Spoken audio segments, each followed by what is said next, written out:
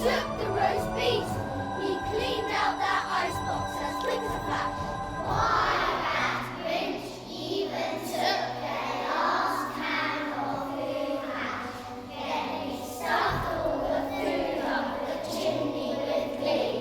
And now, grinned the Grinch, I will suck up the tree. And the Grinch grabbed the tree and he started to shove. When he heard a small sound like the coo of a dove. He turned around fast and he saw a small Lou. Little Cindy Lou Who, who was not more than 2. The Grinch had been caught by this tiny Who daughter, who got out of bed for a cup of cold water.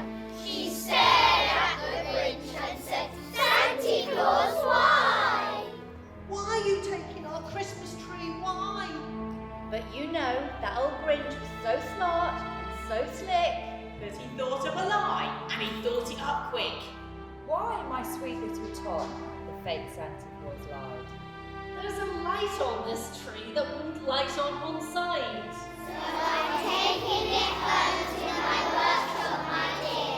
I'll fix it up there and I'll bring it back here. And his pig for the child, then he patted her head and got her a drink and sent her to bed. And when Cindy Lou Who went to bed with her car, he went to the chimney and stuffed the tree up.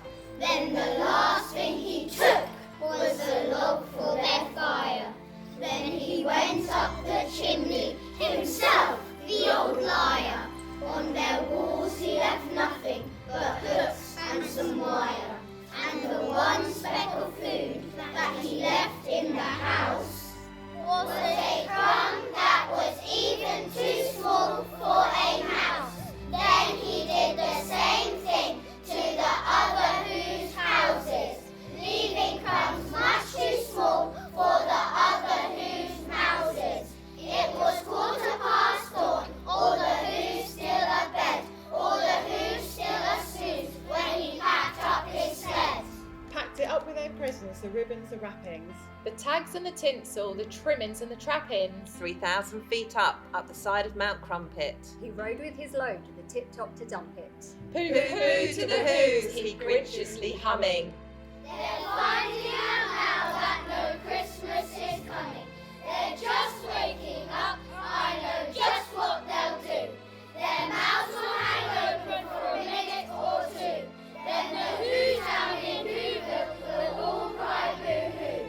That's a noise, grinned the Grinch, that I simply must hear. Says the Lord. And the Grinch put his hand to his ear, and he did hear a sound rising over the snow.